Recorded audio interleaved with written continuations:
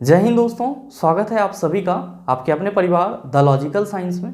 मैं हूं आलोक सिंह आतिश और जैसा कि आप सबों से मैंने कल के सेशन में वादा करा था कि आज से हम लोग साइंस 25 क्वेश्चन वाला जो प्रैक्टिस सेट है उसकी शुरुआत करेंगे। तो बिल्कुल आज के इस सेशन से हम लोग अपने साइंस 25 क्वेश्चन वाले प्रैक्टिस सेट का शुरुआत कर रहे हैं। आपकी जानकारी के लिए बताना चाहूँगा कि आज के इस सेशन में हम लोग साइंस प्रैक्टिस सेट 19 के पार्ट 1 को डिस्कस कर रहे होंगे, जहाँ पे हम लोग प्रैक्टिस सेट 19 के क्वेश्चन नंबर 1 से लेकर के 15 तक के क्वेश्चन को डिस्कस करेंगे।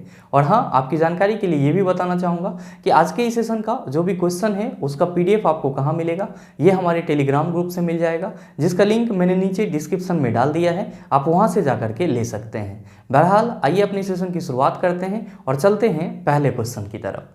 आपका जो पहला क्वेश्चन है आज के इस सेशन का, क्वेश्चन नंबर 1 क्या पूछा जा रहा है आपसे पूछा जा रहा है कि किसको मापने के लिए एस्टाल्गमोमीटर का उपयोग होता है। आपका ऑप्शन दिया हुआ है शुद्ध गति की सयांता, दूसरा ऑप्शन है पृष्ठ तनाव, तीसरा ऑप्शन है अपवर्तनांक सूचक, चौथा ऑप्शन है प्रकाशित क्रियाकलाप। क्या होगा इसका आंसर?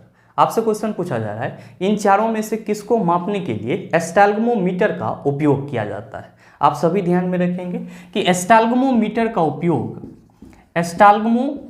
उपयोग किसके लिए किया जाता है? तो सर SFT को मापने के लिए किया जाता है। किसको मापने के लिए किया जाता है? SFT को मापने के लिए किया जाता है। अब आप सभी कहेंगे कि सर ये SFT क्या है? तो मेरे मित्र ध्यान में रखेंगे कि इसको हम लोग फुल फॉर्म में क्या कहते हैं? तो सर इसको हम लोग फुल फॉर्म में सरफेस टेंशन ऑफ फ्लूइड कहते हैं। क्या कहते हैं? सरफेस टेंशन ऑफ फ्लूइड कहते हैं। फ्लूइड का मतलब आप सभी समझ रहे होंगे कि यहाँ पे किसकी बात हो रही है? तो सर लिक्विड और गैस दोनों की बात हो रही है। और नो डाउट आप सबों को मालूम होना चाहिए कि फिजिक्स में जब हम लोग फ्लूइड की बात करते हैं तो उसके अंतर्गत कौन कौन आ जाता है? तो सर लिक्विड भी आ जाता है और गैस भी आ जाता है। यानी कि आप सभी क्या देख पा रहे हैं कि ये जो आपका एस्टाल्गमोमीटर है इसका उपयोग किसके लिए किया जाता है? तो सरफेस टेंशन ऑफ फ्लूइड को मापने के लिए किया जाता है। इसका मतलब ये हुआ कि द्रवों का जो पृष्ठ तनाव होता है उसको मापने के लिए हम लोग किसका उपयोग करते हैं? तो सर एस्टाल्गमोमीटर का उपयोग करते हैं। तो आप चाहें तो इसको हिंदी में भी लिख सकते हैं कि द्रवों के पृष्ठ तनाव को मापने के लिए किसका उपयोग किया जाता है? एस्टाल्गमोमीटर का उपयोग किया जाता है। आपसे क्वेश्चन क्या पूछा जा रहा है कि किसको मापने के लिए एस्टाल्गमोमीटर का उपयोग होता है? आपके ऑप्शन में दिया हुआ है शुद्ध गति की सयांता, आप कहेंगे सर विस्कोसिटी तो ना होगा। दूसरा ऑप्शन है पृष्ठ तनाव, आप सभी कहेंगे कि सर द्रवों के पृष्ठ तनाव को मापने के लिए इस यंत्र का उपयोग किया जाता है। जबकि क्वेश्चन के ऑप्शन में द्रव नहीं लगाया हुआ है तो सही आंसर क्या होना चाहिए? तो सर सही आंसर भी ऑप्शन नंबर बी ही होना चाहिए। अब आप सभी के मन में चल रहा होगा कि सर ये बताओ कि हमारा जो पहला ऑप्शन है सयांता, तो सयांता को हम लोग किससे मापते हैं? तो ध्यान में रखेंगे कि सयांता को हम लोग इंग्लिश में क्या कहते हैं? तो सर इसको हम लोग इंग्लिश में विस्कोसिटी कहते हैं। और नो डाउट आप सबों को ये भी मालूम होगा कि सयांता का मतलब क्या होता है? तो सर किसी भी तरल के गाढ़ेपन से होता है। और अगर आपसे ये क्वेश्चन पूछा जाए कि किसी भी तरल का विस्कोसिटी किस यंत्र से मापा जाता है, तो आप सभी क्या कहेंगे? आप सभी कहेंगे विस्कोमीटर से मापा जाता है। किससे मापा जाता है? विस्कोमीटर से मापा जाता है। आप सभी कहेंगे कि सर ये बताओ कि हमारे ऑप्शन में जो अपवर्तनांक सूचक है, तो अपवर्तनांक सूचक को हम लोग मापने के लिए किस यंत्र का उपयोग करते हैं? तो पहले आप सभी ध्यान में रखेंगे कि अपवर्तनांक सूचक को हम लोग इंग्लिश में क्या कहते हैं? तो सर इसको हम लोग इंग्लिश में रिफ्रैक्टिव इंडेक्स कहते हैं। और हमेशा ध्यान में रखिएगा कि रिफ्रैक्टिव इंडेक्स को हम लोग शॉर्ट फॉर्म में RI से रिप्रेजेंट करते हैं। किससे रिप्रेजेंट करते हैं? RI से। और हिंदी में क्या पढ़ते हैं? अपवर्तनांक सूचक पढ़ते हैं। और इसको मापने के लिए हम लोग किस यंत्र का उपयोग करते हैं? तो सर रिफ्रैक्टोमीटर का उपयोग करते हैं। किसका उपयोग करते हैं? रिफ्रैक्टोमीटर का उपयोग करते हैं। साथ ही आप सभी कहेंगे कि सर हमारे ऑप्शन में प्रकाशित क्रियाकलाप भी दिया हुआ है। तो अगर हमसे ये पूछा जाए कि प्रकाशित क्रियाकलाप को मापने के लिए किस यंत्र का उपयोग किया जाता है, तब हम क्या कहेंगे? तो ध्यान में रखिएगा कि प्रकाशित क्रियाकलाप को हम लोग इंग्लिश में क्या कहते हैं? तो सर प्रकाशित क्रियाकलाप को हम लोग इंग्लिश में ऑप्टिकल एक्टिविटी कहते हैं। और जब भी आपसे ये क्वेश्चन पूछा जाए कि ऑप्टिकल एक्टिविटी को मापने के लिए किस यंत्र का उपयोग किया जाता है, आप सभी कहेंगे पोलैरीमीटर का उपयोग किया जाता है। किसका उपयोग किया जाता है? पोलैरीमीटर का उपयोग किया जाता है। तो आप बताइए सही आंसर क्या होगा? आप सभी कहेंगे sir option number B is the right answer of this question. उम्मीद करते हैं आप समझ पाए होंगे। चलते हैं अगले क्वेश्चन की तरफ। आपका जो अगला क्वेश्चन है क्वेश्चन नंबर 2, बड़ा ही आसान सा सवाल। आपसे पूछा जा रहा है कि निम्नलिखित में से कौन सा कथन न्यूटन के गति के तीसरे नियम के लिए सही है। आपको ऑप्शन दिया हुआ है, बल एक ही निकाय पर लागू होता है। दूसरा ऑप्शन है बल एक ही निकाय पर विपरीत दिशा में लागू होता है। तीसरा ऑप्शन है बल अलग अलग निकाय पर विपरीत दिशा में लागू होता है। और चौथा ऑप्शन है बल दूरी पर निर्भर है। क्या होगा आंसर? मेरे मित्र, आपसे क्वेश्चन पूछा जा रहा है कि इन चारों ऑप्शन में से कौन सा न्यूटन के तीसरे नियम के हिसाब से सही है। आप सभी कहेंगे कि सर ये बताओ कि न्यूटन का थर्ड लॉ क्या कहता है। नो डाउट आप सबों को मालूम होगा कि किसी भी वस्तु के गति के लिए न्यूटन नामक वैज्ञानिक ने कितने नियम दिए थे। तो सर 3 नियम दिए थे। कौन कौन सा? तो सर पहला था Newton first law of motion, दूसरा न्यूटन का सेकेंड लॉ और तीसरा सर न्यूटन का थर्ड लॉ। आपको ये भी मालूम है कि न्यूटन के थर्ड लॉ के अनुसार क्या होता है। तो सर प्रत्येक क्रिया के बराबर और विपरीत प्रतिक्रिया होती है। यानी कि आप ये कह सकते हैं कि सर प्रत्येक क्रिया के बराबर में विपरीत क्या होती है? प्रतिक्रिया होती है। इसका मतलब ये हुआ कि अगर आप दीवार को मारते हो ऐसे करके तो दीवार भी क्या करेगा? आपको चोट पहुंचाएगा। मतलब ये है कि जितना बल से आप दीवार पे ठोकर मार रहे हो उतना ही बल से दीवार भी आपको क्या कर रहा है? धक्का दे रहा है। यहाँ पे एक चीज़ समझने वाली है कि आप देख रहे होंगे कि जब आप दीवार पे मार रहे हैं तब आपको चोट लग रहा है। इसका मतलब ये हुआ कि दीवार पे मारते वक्त जो बल उत्पन्न हो रही है वो किसके चलते? तो दीवार में संपर्क आने के चलते हो रही है। इसका मतलब आप ये भी कह सकते हैं कि सर बल जब भी उत्पन्न होगा, बल जब भी प्रोड्यूस होगा तो दो वस्तु के संपर्क में आने से होगा। क्या होगा सर? कि बल जब भी उत्पन्न होगा तो दो वस्तु के संपर्क में आने से होगा। यहाँ पे आप सभी क्या कह रहे हैं कि जैसे ही हम दीवार पे बल लगाते हैं तो दीवार भी हम पे क्या करता है? बल लगाता है। तो एक वस्तु तो आप हो गए और दूसरा क्या हो गया सर? दीवार हो गया। अच्छा, दीवार जो आपके ऊपर बल लगा रहा है उसका डायरेक्शन क्या होता है? आपके बल लगाने के डायरेक्शन के विपरीत होता है। इसका मतलब ये हुआ कि न्यूटन का जो थर्ड लॉ ऑफ मोशन है जो ये कह रहा है कि प्रत्येक क्रिया के बराबर और विपरीत प्रतिक्रिया होती है। तो ये जो बराबर और विपरीत प्रतिक्रिया होती है वो कहाँ पे होती है? तो सर दो अलग अलग वस्तु में विपरीत दिशा में होती है। क्या होती है सर? दो अलग अलग वस्तु पे विपरीत दिशा में होती है। या आप इसी को क्या कह सकते हैं कि दो अलग अलग निकायों पर बल जो है वो विपरीत दिशा में लगती है। तो आप सभी क्या कहेंगे कि सर न्यूटन के थर्ड लॉ ऑफ मोशन से हमारे इस क्वेश्चन का सही ऑप्शन क्या हो जाएगा? आप कहेंगे ऑप्शन नंबर सी हो जाएगा। अब आप सभी के मन में चल रहा होगा कि गुरुजी ये बताओ कि न्यूटन के फर्स्ट लॉ से हम लोगों को किस चीज़ की परिभाषा मिलती है? न्यूटन के फर्स्ट लॉ से हम लोगों को किसकी परिभाषा मिलती है? मेरे मित्र ध्यान में रखेंगे कि न्यूटन के फर्स्ट लॉ से आपको बल की परिभाषा मिलती है। किसकी परिभाषा मिलती है? तो सर बल का डेफिनेशन मिलता है। साथ ही आप ये भी ध्यान में रखेंगे कि न्यूटन के फर्स्ट लॉ ऑफ मोशन को ही क्या बोला जाता है? जड़त्व का नियम बोला जाता है। क्या बोला जाता है? जड़त्व का नियम बोला जाता है, जिसको हम लोग इंग्लिश में लॉ ऑफ इनर्शिया कहते हैं। साथ ही अगर आपसे ये क्वेश्चन पूछ लिया जाए कि बल के लिए जो हम लोग इक्वेशन लिखते हैं F = ma, यानी कि बल के लिए जो व्यंजक होता है F = ma, जहां m वस्तु का द्रव्यमान है और a वस्तु का त्वरण है, ये फॉर्मूला आपको, ये व्यंजक आपको न्यूटन के किस नियम से मिलता है? आप सभी क्या याद रखेंगे कि बल के लिए जो व्यंजक है ये न्यूटन के सेकेंड लॉ ऑफ मोशन से मिलता है। कहां से मिलता है? तो न्यूटन के सेकेंड लॉ ऑफ मोशन से मिलता है। साथ ही ध्यान में रखेंगे कि न्यूटन साहब ने इस तीनों ही नियम के बारे में अपने कौन सी बुक में चर्चा करी थी? तो आप सभी कहेंगे सर प्रिंसिपिया नामक बुक में चर्चा करी थी। न्यूटन ने अपना गति का नियम किस बुक में लिखा था? तो आप कहेंगे प्रिंसिपिया नामक बुक में लिखा था। उम्मीद करते हैं समझ पाए होंगे। चलते हैं अगले क्वेश्चन की तरफ। आपका जो अगला क्वेश्चन है, क्वेश्चन नंबर 3, क्या पूछा जा रहा है आपसे? आपसे पूछा जा रहा है कि यदि दो कणों के बीच की दूरी बढ़ जाती है तो इसके बीच गुरुत्वाकर्षण बल पर क्या प्रभाव होता है? आपका ऑप्शन दिया हुआ है, बढ़ जाता है, दूसरा ऑप्शन है कम हो जाता है, तीसरा ऑप्शन है शून्य हो जाता है और चौथा ऑप्शन है समान रहता है। आपसे क्वेश्चन करा जा रहा है यदि दो कणों के बीच की दूरी बढ़ जाती है तो इस दोनों ही कण के बीच लगने वाले गुरुत्वाकर्षण बल पे क्या प्रभाव पड़ता है? आपका ऑप्शन दिया हुआ है कि बढ़ जाता है या फिर घट जाता है या फिर शून्य हो जाता है या फिर समान रहता है। आप सभी कहेंगे कि सर इस चीज़ को हम समझेंगे कैसे? बड़े ही आसानी से समझ सकते हैं। आप सबों को मालूम है कि जहाँ भी दो द्रव्यमान युक्त ऑब्जेक्ट एक दूसरे से कुछ दूरी पर रखा हुआ रहेगा तो उसके बीच में एक बल लग रहा होगा और उसी बल को हम लोग क्या कहते हैं? गुरुत्वाकर्षण बल कहते हैं।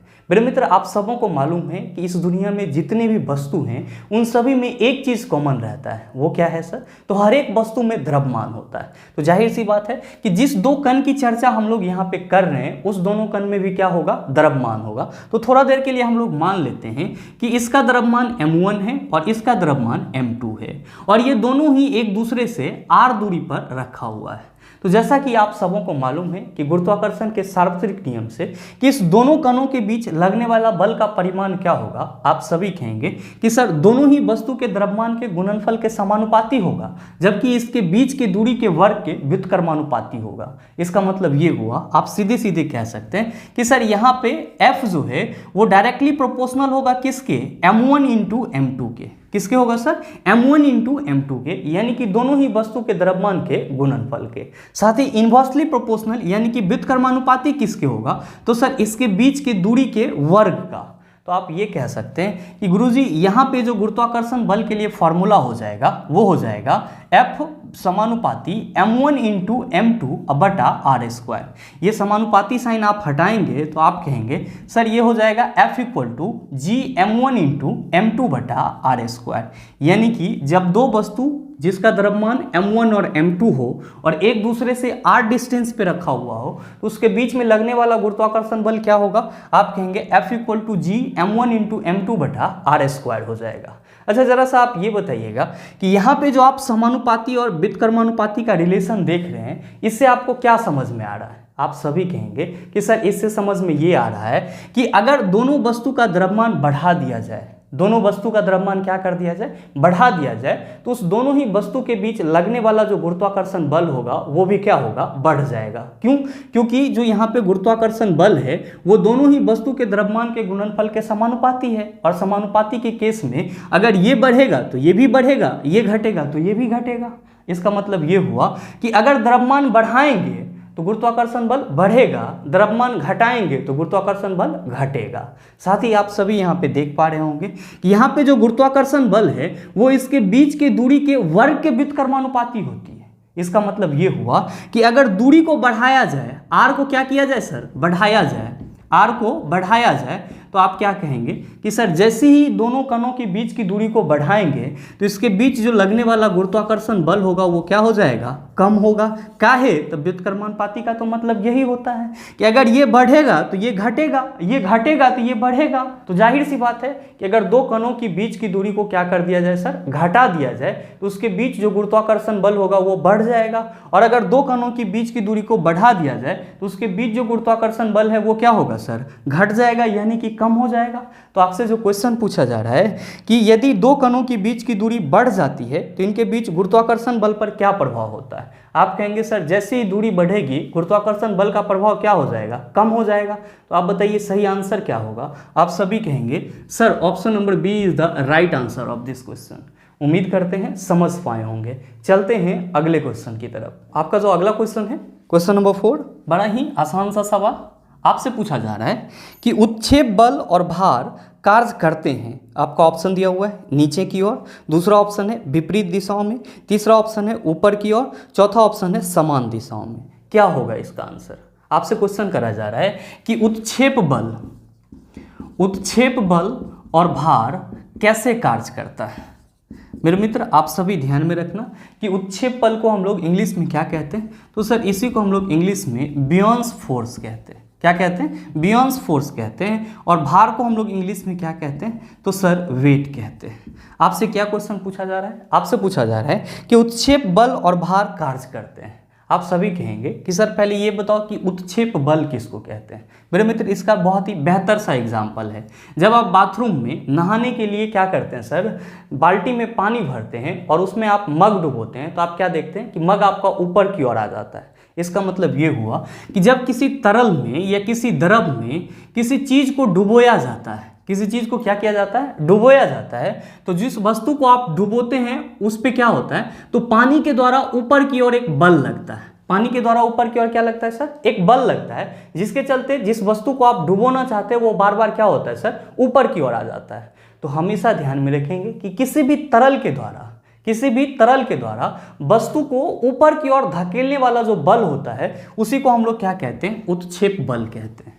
किसी भी तरल के द्वारा वस्तु को ऊपर की ओर धकेलने वाला जो बल होता है उसको क्या कहते हैं, उत्क्षेप बल कहते हैं। और इसका डायरेक्शन क्या होता है, तो सर ऊपर की ओर होता है। क्या होता है, ऊपर की ओर होता है। साथ ही ध्यान में रखिएगा कि जब भी आप भार की बात करते हैं, वेट की बात करते हैं, तो आप सभी क्या कहते हैं कि सर किसी भी वस्तु पर जो गुरुत्वीय त्वरण के चलते बल उत्पन्न होता है वो क्या कहलाता है, सर उस वस्तु का भार कहलाता है। यानी कि आप ये कहते हैं कि सर पृथ्वी का गुरुत्वीय त्वरण तो हमेशा नीचे की ओर होता है, इसका मतलब ये हुआ कि भार जब भी लगेगा तो वो नीचे की ओर आएगा। आप क्या देख रहे हैं कि उत्क्षेप बल ऊपर की ओर लगता है और भार क्या होता है सर, नीचे की ओर होता है। सेम कंडीशन आपको कहाँ देखने को मिलती है, तो जब भी आप किसी लिक्विड में किसी ऑब्जेक्ट को डुबोते हैं तो ऑब्जेक्ट का क्या होता है, जो भार होता है वो नीचे की ओर लगता है, जबकि उत्क्षेप बल क्या होता है सर, ऊपर की ओर लगता है। इसका मतलब ये हुआ कि उत्क्षेप बल और भार जो है वो विपरीत दिशा में कार्य करते हैं। किस दिशा में कार्य करते हैं, तो सर अपोजिट डायरेक्शन में कार्य करते हैं। तो आपसे जो क्वेश्चन पूछा जा रहा है उसका सही आंसर क्या हो जाएगा, आप सभी कहेंगे sir option number B is the right answer of this question. उम्मीद करते हैं समझ पाए होंगे। चलते हैं अगले क्वेश्चन की तरफ। आपका जो अगला क्वेश्चन है, क्वेश्चन नंबर 5, क्या पूछा जा रहा है आपसे पूछा जा रहा है कि एक उष्मागतिक प्रणाली में ऊष्मा संतुलन तब प्राप्त किया जाता है जब दो पिंड डैश पहुंचते हैं। आपका ऑप्शन दिया हुआ है समान ऊष्मा ऊर्जा तक, दूसरा ऑप्शन है समान एंट्रोपी तक, तीसरा ऑप्शन है समान तापमान तक, चौथा ऑप्शन है समान आणविक ऊर्जा तक। क्या होगा इसका आंसर। आपसे क्वेश्चन करा जा रहा है कि उष्मागतिकी प्रणाली में ऊष्मा संतुलन कब प्राप्त किया जाता है। मेरे मित्र आप सभी कहेंगे कि सर ये ऊष्मा संतुलन क्या होता है, बड़ा ही आसान है, थोड़ा सा ध्यान दीजिएगा। हम लोग किसकी बात कर रहे हैं, तो सर ऊष्मा संतुलन की बात कर रहे हैं। ध्यान देंगे, अगर आपसे ये पूछा जाए कि ये आपका कोई ऑब्जेक्ट ए है जिसका टेम्परेचर 50 डिग्री सेल्सियस है और ये आपका कोई ऑब्जेक्ट बी है जिसका टेम्परेचर 30 डिग्री सेल्सियस है, तो जब इस दोनों ही वस्तु को संपर्क में लाया जाएगा तो उसमें किस वस्तु से किस में जाएगी। आप कहेंगे सर कैसी बात कर रहे हैं, ये जो हमारा ए है इसमें ज़्यादा टेम्परेचर है, यानी कि ये उच्च तापमान वाला वस्तु है, और ये क्या है सर, तो सर ये निम्न तापमान वाला वस्तु है। तो ऊष्मा जब भी प्रवाह होता है तो उच्च तापमान से निम्न तापमान की ओर होता है। ऊष्मा जब भी प्रवाह होता है तो सर उच्च तापमान से निम्न तापमान की ओर होता है। जरा सा ये बताइए कि ये प्रवाह कब तक होते रहेगा। आप क्या कहेंगे कि सर जब तक कि दोनों ही ऑब्जेक्ट पर समान तापमान ना आ जाए तब तक ऊष्मा क्या होगा सर, उच्च तापमान से निम्न तापमान की ओर प्रवाहित होते रहेगा। इसका मतलब ये हुआ कि जब दोनों ही वस्तु पर समान तापमान आ जाएगी तब वो कंडीशन क्या कहलाएगा। आप कहेंगे सर वही कंडीशन तो ऊष्मा संतुलन कहलाएगा। क्या कहलाएगा, ऊष्मा संतुलन कहलाएगा। इसका मतलब ये हुआ कि जब दो पिंड समान तापमान पर पहुंच जाते हैं तो उष्मागतिकी प्रणाली में इसको क्या बोला जाता है, तो सर ऊष्मा संतुलन बोला जाता है। तो आप बताइए सही आंसर क्या हो जाएगा। आप सभी कहेंगे सर ऑप्शन नंबर सी हो जाएगा। आप सभी के मन में चल रहा होगा कि सर हमारे ऑप्शन में समान एंट्रोपी तक भी दिया हुआ है, तो ये एंट्रोपी क्या है। मेरे मित्र ध्यान में रखेंगे कि एंट्रोपी से आपके एग्जाम में क्वेश्चन पूछा गया है। क्या क्वेश्चन पूछा गया था, तो सीधे सीधे क्वेश्चन पूछा गया था कि एंट्रोपी का ऐसा यूनिट क्या होता है। अच्छा, इसका यूनिट जानने से पहले आप ये जान लीजिए कि एंट्रोपी होता क्या है। तो एंट्रोपी के बारे में हमेशा आपको ख्याल रखना है कि यह किसी भी निकाय का वह ऊर्जा होता है जिसको कार्य में नहीं बदला जा सकता है, या आप ये भी कह सकते हैं सरल शब्दों में कि किसी भी निकाय का वैसा ऊर्जा जिसका उपयोग नहीं किया जाता है क्या कहलाता है, एंट्रोपी कहलाता है। ध्यान में रखेंगे कि एंट्रोपी का एसआई यूनिट क्या होता है, तो सर इसका एसआई यूनिट जो है वो होता है जूल पर केल्विन। क्या होता है सर, जूल पर केल्विन। मैंने यहाँ पे इंग्लिश और हिंदी दोनों में लिख दिया है, तो आप इसको दोनों ही तरीके से याद रख सकते हैं। साथ ही ध्यान में रखेंगे कि एंट्रोपी को हम लोग किससे रिप्रेजेंट करते हैं, तो सर एस से रिप्रेजेंट करते हैं। उम्मीद करते हैं समझ पाए होंगे। चलते हैं अगले क्वेश्चन की तरफ। आपका जो अगला क्वेश्चन है, क्वेश्चन नंबर 6, क्या पूछा जा रहा है, आपसे पूछा जा रहा है कि एक व्यक्ति ने चट्टान के पास ताली बजाई और उसे 4 सेकंड बाद गूंज सुनाई दी, तो व्यक्ति से चट्टान की दूरी क्या है, जबकि आपको यहाँ पे ध्वनि की गति कितना लेना है, 346 मीटर पर सेकंड लेना है। क्या होगा इसका आंसर, बताइए। ना बनेगा, आसानी से बन जाएगा। आपसे क्वेश्चन करा जा रहा है कि कोई व्यक्ति चट्टान के पास गया और वहां जाकर के उसने ताली बजाया, तो ताली की जो गूंज है उसको वो 4 सेकंड बाद सुनता है। तो आपसे क्वेश्चन करा जा रहा है कि व्यक्ति और चट्टान के बीच की दूरी कितनी है। मेरे मित्र आप सभी कहेंगे कि सर यहाँ पे जो गूंज की बात की जा रही है तो सर गूंज किस सेंस में लिया जा रहा है, तो सर इको के सेंस में लिया जा रहा है। और इको जब भी होगा तो ध्वनि के परावर्तन के चलते उत्पन्न होगा। इसका मतलब ये हुआ कि अगर कोई हमारा ये व्यक्ति है और चट्टान यहाँ पे है, तो जब इसने क्लैपिंग किया होगा, ताली बजाया होगा, तब जो ध्वनि है वो क्या होगा, तो सर एक बार गया होगा और फिर इस चट्टान से टकराने के बाद फिर से ये रिटर्न भी इसके कान तक पहुंचा होगा। और ये पूरा प्रक्रिया होने में, यानी कि ध्वनि की गूंज उसको सुनाई देने में कितना टाइम लग रहा है, तो सर इसको पूरा टाइम 4 सेकंड का लग रहा है।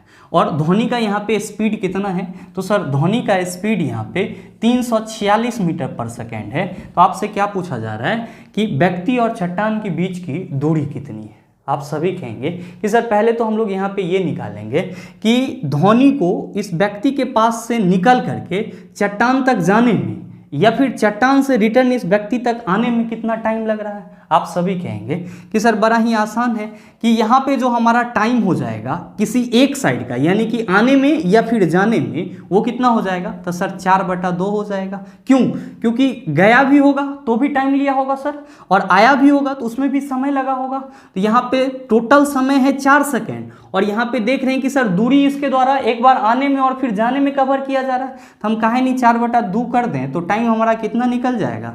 आप कहेंगे सर 2 सेकंड निकल जाएगा, यानी कि ध्वनि को चट्टान से टकराने के बाद वापस आने में कितना समय लग रहा है, 2 सेकंड का समय लग रहा है। आपसे क्या पूछा जा रहा है कि व्यक्ति और चट्टान के बीच की दूरी कितनी है। आप क्या कहेंगे कि गुरुजी हमारे पास क्वेश्चन में स्पीड दिया हुआ है 346 मीटर पर सेकेंड, टाइम हमारा कितना हो जाएगा, 2 सेकंड हो जाएगा। हमसे पूछा जा रहा है डिस्टेंस इक्वल टू व्हाट, यानी कि दूरी इक्वल टू क्या होगा। आप क्या कहेंगे कि हम लोगों ने कई बार पढ़ा है S इक्वल टू क्या होता है, D/T होता है। तो D इक्वल टू क्या हो जाएगा, तो सर S × T हो जाएगा। स्पीड कितना है, तो सर जी 346। टाइम कितना लग रहा है, तो सर 2 सेकेंड। 6 दूना 12, 4 दूना 8, 1 9, 3 दूना 6, यानी कि व्यक्ति और चट्टान के बीच की दूरी कितनी है, 692 मीटर है। आप बताइए सही आंसर क्या है। आप सभी कहेंगे sir option number C is the right answer of this question. उम्मीद करते हैं समझ पाए होंगे। चलते हैं अगले क्वेश्चन की तरफ। आपका जो अगला क्वेश्चन है, क्वेश्चन नंबर 7, क्या पूछा जा रहा है आपसे। आपसे पूछा जा रहा है कि गोलाकार दर्पण जिसकी परावर्तक सतह बाहर की ओर उभरी हुई होती है कहलाता है। आपका ऑप्शन दिया हुआ है साधारण दर्पण, दूसरा ऑप्शन है अवतल दर्पण, तीसरा ऑप्शन है उत्तल दर्पण, चौथा ऑप्शन है समतल दर्पण। क्या होगा इसका आंसर। आपसे क्वेश्चन करा जा रहा है कि वैसा गोलाकार दर्पण जिसका परावर्तक सतह बाहर की ओर उभरा हुआ रहता है उसको हम लोग क्या कहते हैं। मेरे मित्र आप सभी क्या कहेंगे, आप सभी कहेंगे कि सर हम लोग प्रकाशिकी में यानी कि ऑप्टिक्स में सामान्यतः 3 दर्पण के बारे में पढ़ते हैं। कौन कौन सा, तो पहला हम लोग पढ़ते हैं समतल दर्पण के बारे में। पहला हम लोग किसके बारे में पढ़ते हैं, समतल दर्पण के बारे में, जिसको इंग्लिश में क्या कहते हैं, तो सर इसी को हम लोग इंग्लिश में प्लेन मिरर कहते हैं। और आप सबों को मालूम है कि प्लेन मिरर का जो परावर्तक सतह होता है वो क्या होता है, तो सर समतल होता है। साथ ही ध्यान में रखेंगे कि दूसरा हम लोग पढ़ते हैं गोलीय दर्पण के बारे में, जिसको हम लोग गोलाकार दर्पण भी कहते हैं। इंग्लिश में इसी को हम लोग स्फेरिकल मिरर कहते हैं। और नो डाउट आप सबों को मालूम होना चाहिए कि जो गोलीय दर्पण होता है ये होते हैं 2 प्रकार के।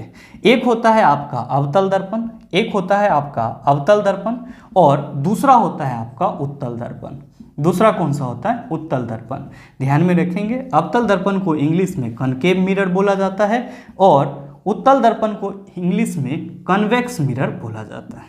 बात करें अगर हम इसके डायग्राम की, तो आप सभी कहते हैं कि सर जो अवतल दर्पण होता है वो कुछ इस तरह से होता है, और अवतल दर्पण का जो ये वाला पार्ट होता है ये क्या होता है सर, रजदित किया हुआ रहता है, यानी कि कलई किया हुआ रहता है। और जो परावर्तन की प्रक्रिया होती है वो इसके धंसे हुए भाग से होती है, यानी कि वैसा गोलाकार दर्पण जिसका परावर्तक सतह धंसा हुआ रहता है वो क्या कहलाता है, अवतल दर्पण कहलाता है। जबकि जब हम लोग उत्तल दर्पण की बात करते हैं तो कहते हैं सर उत्तल दर्पण का जो धंसा हुआ पार्ट होता है वो क्या होता है, रजदित रहता है। क्या होता है, रजदित रहता है। जबकि उत्तल दर्पण का जो ये बाह्य वाला भाग है जो कि उभरा हुआ पार्ट है ये क्या कहलाता है, तो सर ये परावर्तक सतह कहलाता है। क्या कहलाता है, परावर्तक सतह। और परावर्तन की क्रिया इसी भाग से होती है। तो हमसे जो क्वेश्चन पूछा जा रहा है कि गोलाकार दर्पण जिसकी परावर्तक सतह बाहर की ओर उभरी हुई है वह कौन सा दर्पण कहलाता है, आप क्या कहेंगे, उत्तल दर्पण कहलाता है। तो आप बताइए सही आंसर क्या होगा। आप सभी कहेंगे sir option number C is the right answer of this question. ध्यान में रखेंगे कि समतल दर्पण को ही क्या बोला जाता है सर, साधारण दर्पण भी बोला जाता है। साथ ही साथ आप सभी ये भी ध्यान में रखेंगे कि अवतल दर्पण को हम लोग एक और नाम से जानते हैं और इसी को हम लोग क्या कहते हैं, तो सर अवतल दर्पण को हम लोग अभिसारी दर्पण भी कहते हैं। अवतल दर्पण को क्या कहते हैं, अभिसारी दर्पण कहते हैं। क्यों, क्योंकि इसमें अगर समांतर प्रकाश की किरणें पड़ती है तो सारी प्रकाश की किरणें क्या होती है, एक बिंदु पर जाकर के केंद्रित होती है, इसीलिए इसको क्या बोला जाता है, अभिसारी दर्पण बोला जाता है। जबकि उत्तल दर्पण में क्या होता है कि जब उस पर प्रकाश की समांतर किरणें पड़ती है तो वो क्या करती है, प्रकाश को चारों ओर फैला देती है, यानी कि अपसरित कर देती है, जिसके चलते उत्तल दर्पण को क्या बोला जाता है, तो सर उत्तल दर्पण को अपसारी दर्पण बोला जाता है। क्या बोला जाता है, अपसारी दर्पण बोला जाता है। बहुत सारे इंग्लिश मीडियम वाले जो स्टूडेंट होंगे वो कंफ्यूज हो रहे होंगे कि सर ये अभिसारी और अपसारी दर्पण को इंग्लिश में क्या कहते हैं, तो कंफ्यूज नहीं होना है चला। अभिसारी दर्पण को हम लोग इंग्लिश में कन्वर्जिंग मिरर कहते हैं। क्या कहते हैं, कन्वर्जिंग मिरर। और अपसारी को हम लोग इंग्लिश में क्या कहते हैं, तो इसको हम लोग इंग्लिश में डाइवर्जिंग मिरर कहते हैं। तो ध्यान में रखेंगे कन्वर्जिंग मिरर कौन होगा, कनकेव मिरर, डाइवर्जिंग मिरर कौन होगा, कॉन्वेक्स मिरर होगा। उम्मीद करते हैं समझ पाए होंगे। चलते हैं अगले क्वेश्चन की तरफ। आपका जो अगला क्वेश्चन है क्वेश्चन नंबर 8, बड़ा ही आसान सा सवाल आपसे पूछा जा रहा है कि लेंस बनाने के लिए निम्नलिखित में से किसका उपयोग नहीं होता है। आपको ऑप्शन दिया हुआ है मिट्टी, पानी, कांच, प्लास्टिक। क्या होगा इसका आंसर। आपसे क्वेश्चन पूछा जा रहा है कि लेंस बनाने के लिए इसमें से किसका उपयोग नहीं होता है। हमेशा ध्यान में रखेंगे कि लेंस बनाने के लिए जब भी मटेरियल का उपयोग किया जाएगा तो मटेरियल कैसा होना चाहिए, तो सर मटेरियल पारदर्शी होना चाहिए। कैसा होना चाहिए, पारदर्शी, यानी कि ट्रांसपेरेंट होना चाहिए। कैसा होना चाहिए सर, ट्रांसपेरेंट होना चाहिए। आपसे जो क्वेश्चन पूछा जा रहा है कि लेंस बनाने के लिए निम्नलिखित में से किसका उपयोग नहीं होता है, तो आप क्या कहेंगे कि सर यहाँ पे जो पानी है वो क्या है सर, ट्रांसपेरेंट है, पारदर्शी होता है। जबकि हमारे ऑप्शन में जो कांच है ये भी क्या होता है सर, ट्रांसपेरेंट होता है। जबकि कुछ प्लास्टिक ऐसे होते हैं जो क्या होता है सर, पारदर्शी होता है। इसका मतलब ये हुआ कि लेंस बनाने में जब पारदर्शी पदार्थों का उपयोग किया जाता है तो पानी, प्लास्टिक और कांच ये सभी पारदर्शी पदार्थ में आते हैं। इन सभी का उपयोग लेंस बनाने में होता है। जबकि आपका जो मिट्टी है ये क्या है, तो सर ये अपारदर्शी पदार्थ है, यानी कि प्रकाश इसके आर पार नहीं जा सकती है, इसीलिए मिट्टी का उपयोग लेंस बनाने के लिए नहीं किया जाता है। तो आप बताइए सही आंसर क्या होगा। आप कहेंगे सर ऑप्शन नंबर ए हो जाएगा। चला ध्यान में रखना कि अगर ये क्वेश्चन पूछ लिया जाए कि प्रिज्म बनाने के लिए कौन से कांच का उपयोग किया जाता है, तब आप क्या कहेंगे, आप सभी कहेंगे कि प्रिज्म बनाने के लिए फ्लिंट कांच का उपयोग किया जाता है। कौन से कांच का उपयोग किया जाता है, तो फ्लिंट ग्लास का उपयोग किया जाता है। और अगर पूछा जाए कि जो सन ग्लास होता है उसको बनाने के लिए कौन सा कांच उपयोग किया जाता है, तो आप कहेंगे क्रूक्स ग्लास का उपयोग किया जाता है। उम्मीद करते हैं समझ पाए होंगे। चलते हैं अगले क्वेश्चन की तरफ। आपका जो अगला क्वेश्चन है क्वेश्चन नंबर 9, बड़ा ही आसान सा सवाल। मेरे ख्याल से आप सभी स्टूडेंट इस क्वेश्चन का जवाब आसानी से दे सकते हैं। क्वेश्चन आपसे पूछा जा रहा है कि विद्युत परिपथ में डैश होते हैं। आपका ऑप्शन दिया हुआ है विद्युतीय घटक, संयोजी तार और पलक कुंजी।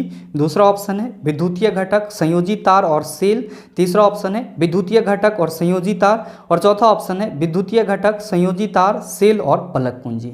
मैंने ये क्वेश्चन आपको पीछे की किसी सेशन में करवाया है और अगर आपको इसका आंसर मालूम है या आप अगर इस पर थोड़ा सा माइंड लगाएंगे तो मेरे ख्याल से आप इस क्वेश्चन का सही जवाब आसानी से दे सकते हैं। और इसीलिए इस क्वेश्चन का जवाब आप सबों के ऊपर छोड़ते हैं। क्वेश्चन का सही आंसर क्या होगा नीचे कमेंट करके ज़रूर बताइएगा, आपके कमेंट का इंतजार रहेगा। और हाँ, अगर आप लोग सही जवाब नहीं दे पाए तो हम लोग अगले सेशन में इस क्वेश्चन को डिस्कस कर लेंगे, लेकिन आज के लिए आप इसको थोड़ा सा ज़रूर सोचिएगा। बहरहाल चलते हैं अगले क्वेश्चन की तरफ। आपका जो अगला क्वेश्चन है क्वेश्चन नंबर 10, बड़ा ही आसान सा सवाल आपसे पूछा जा रहा है कि MOS का पूर्ण रूप है। आपका ऑप्शन दिया हुआ है मेटल ऑक्साइड सेमीकंडक्टर। दूसरा ऑप्शन है मोस्ट ऑफन स्टोर। तीसरा ऑप्शन है मेथड ऑर्गेनाइज्ड स्टिक। और चौथा ऑप्शन है इनमें से कोई नहीं।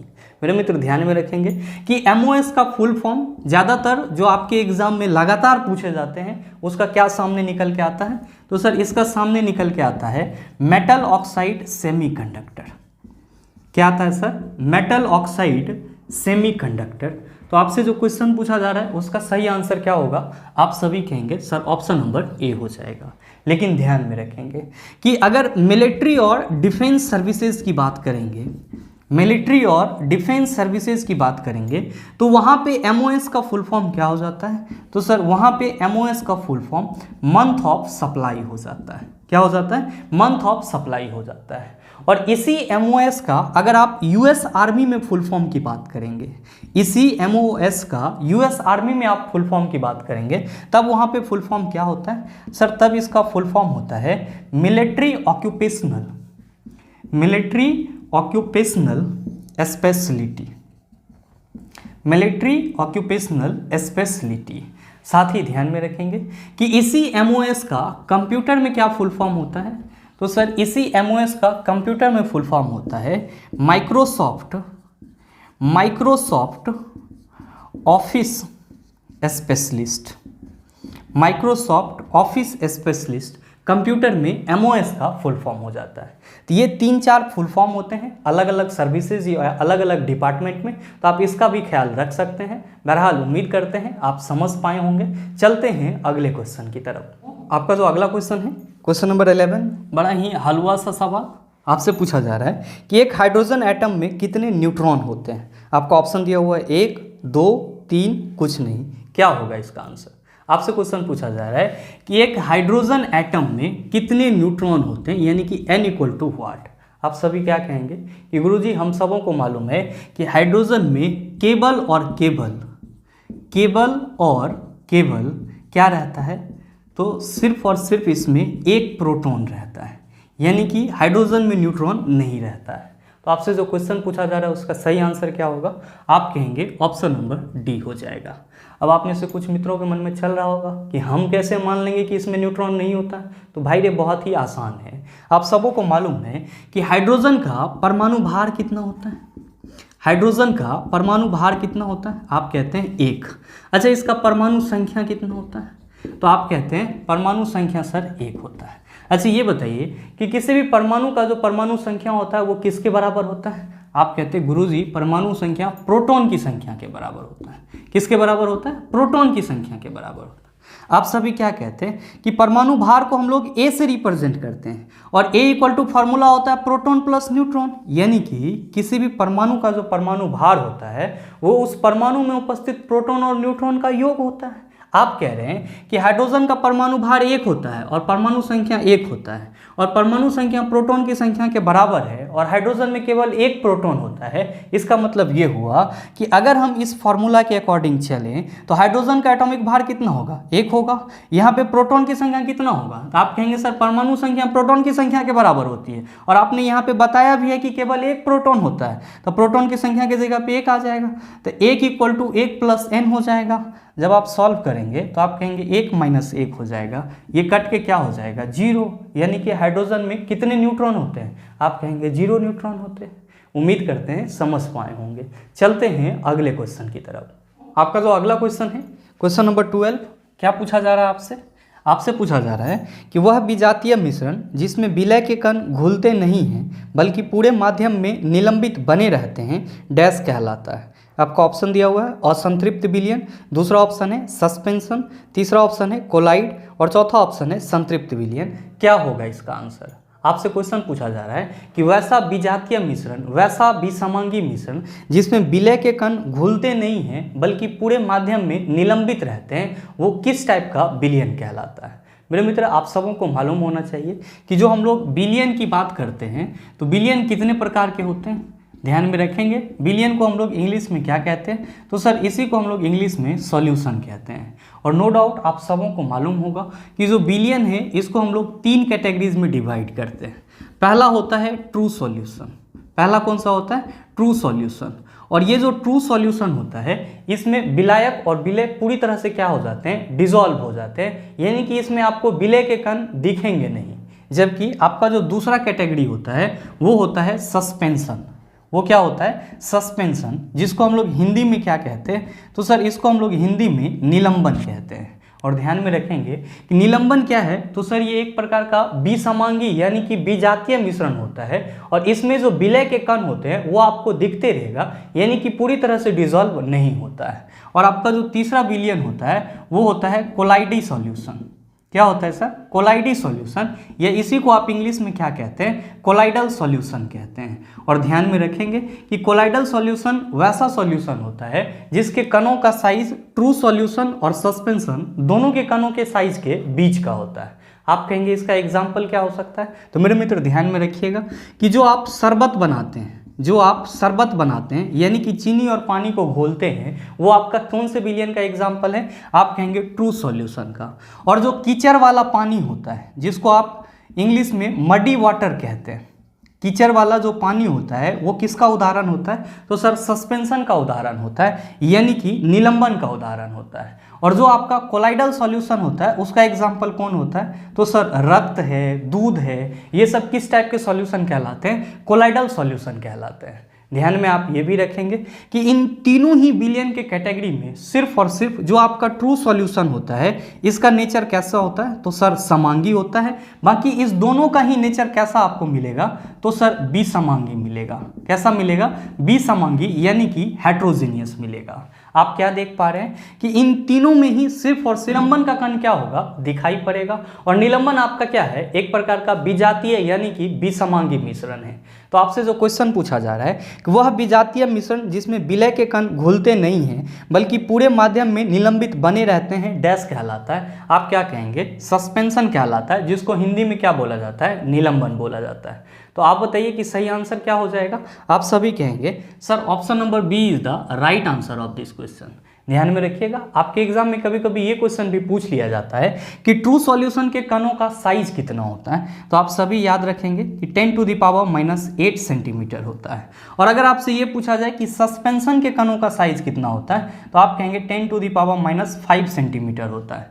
अगर आपसे ये पूछा जाए कि कोलाइडल के कणों का साइज क्या होता है, तो आप क्या कहेंगे? 10⁻⁻8 सेंटीमीटर से 10⁻⁻5 सेंटीमीटर के बीच का होता है। आप सभी के मन में चल रहा होगा कि गुरुजी हमारे ऑप्शन में असंतृप्त विलयन और संतृप्त विलयन भी दिया हुआ है, तो ये क्या होता है? तो ध्यान में रखिएगा कि जब हम लोग असंतृप्त विलयन की बात करते हैं तो इसी को हम लोग इंग्लिश में क्या कहते हैं? तो सर इसको हम लोग इंग्लिश में अनसैचुरेटेड सॉल्यूशन कहते हैं। क्या कहते हैं? अनसैचुरेटेड सॉल्यूशन कहते हैं। ध्यान में रखेंगे कि वैसा सॉल्यूशन जिसमें और अधिक मात्रा में विलय को घुलाया जा सके क्या कहलाएगा?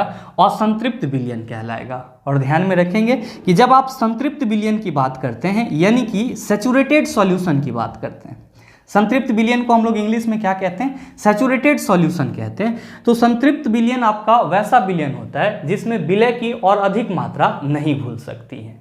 उम्मीद करते हैं समझ पाए होंगे। चलते हैं अगले क्वेश्चन की तरफ। आपका जो अगला क्वेश्चन है, क्वेश्चन नंबर 13, क्या पूछा जा रहा है आपसे?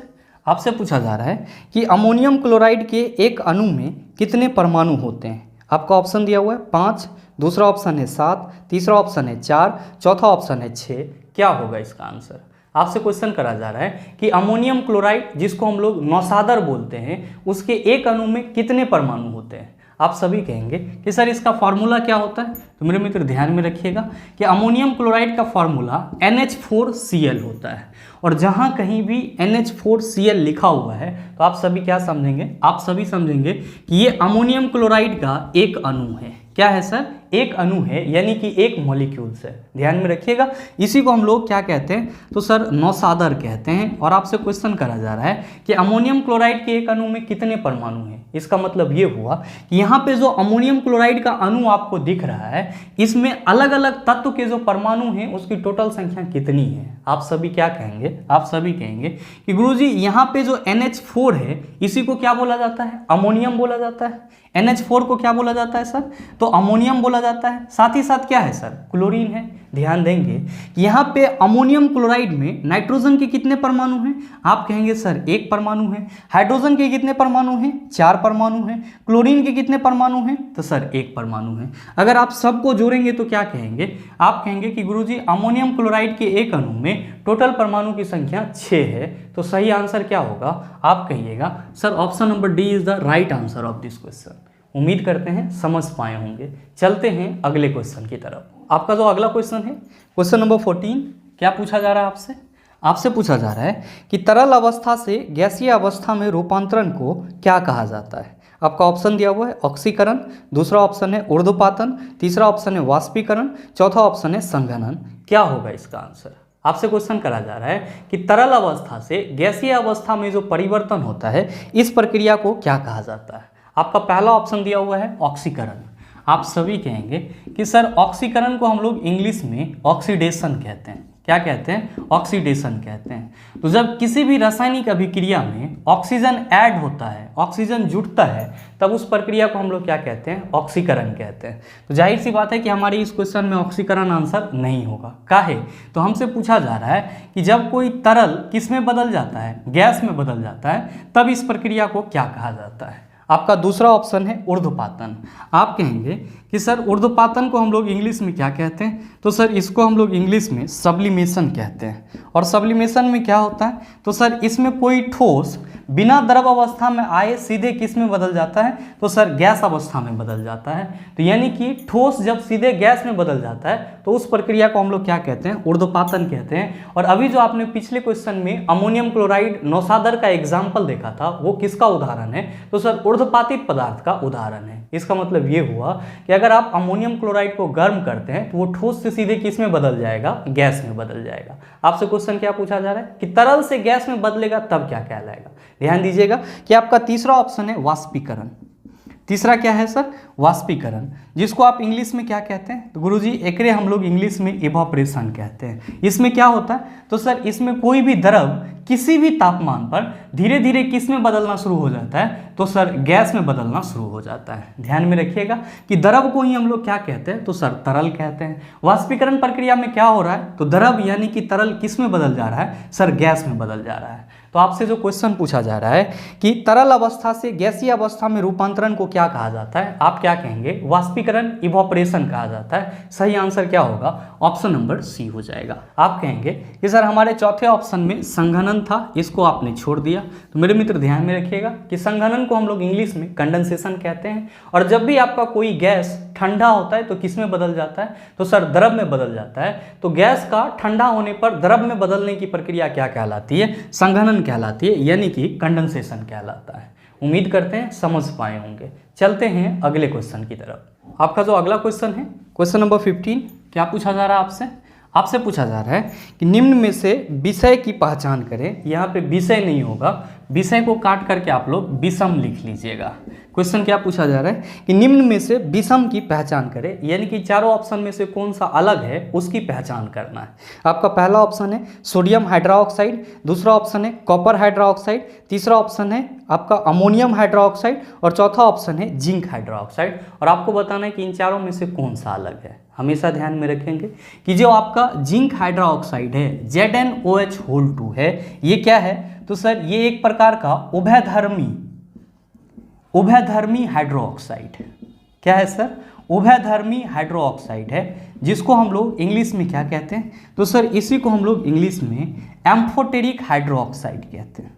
एम्फोटेरिक हाइड्रोक्साइड कहते हैं। अच्छा, अगर ये उभयधर्मी हाइड्रोक्साइड है तो इसका नेचर कैसा होगा? आप झट से कहेंगे कि गुरुजी ये जो जिंक हाइड्रोक्साइड है ये अम्ल के साथ भी अभिक्रिया करेगा और साथ ही साथ भस्म के साथ भी अभिक्रिया करेगा। और हम लोग कहते भी हैं कि वैसा ऑक्साइड या हाइड्रोक्साइड जो अम्ल या भस्म दोनों के साथ अभिक्रिया करता है क्या कहलाता है? उभयधर्मी ऑक्साइड या फिर उभयधर्मी हाइड्रोक्साइड कहलाता है। यहाँ पे जो आपको चारों ऑप्शन में दिए गए यौगिक हैं उनमें से जिंक हाइड्रोक्साइड क्या है? उभयधर्मी हाइड्रोक्साइड है। बाकी के जो हाइड्रोक्साइड है वो उभयधर्मी नहीं है। तो आपसे पूछा जा रहा है कि इन चारों में से अलग कौन है? आप क्या कहेंगे कि सर ये जो है ये क्या है? चारों में से अलग है। इसीलिए सही आंसर क्या हो जाएगा? ऑप्शन नंबर डी हो जाएगा।